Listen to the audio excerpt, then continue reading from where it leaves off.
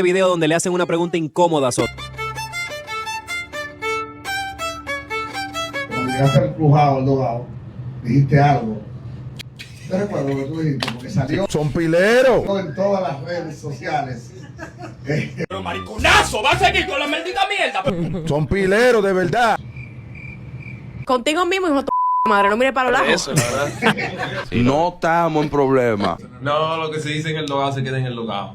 Pues yo ahora quisiera que aquellos que tienen planta, Joel, atención, Joel. aquellos que tienen la dicha de tener planta y buena memoria, busquen ese comentario. ¿Qué porro que tú me estás hablando? Uno mierda. Yo lo único que estoy viendo y oliendo es mierda. Lo único que yo huelo, veo y siento es mierda.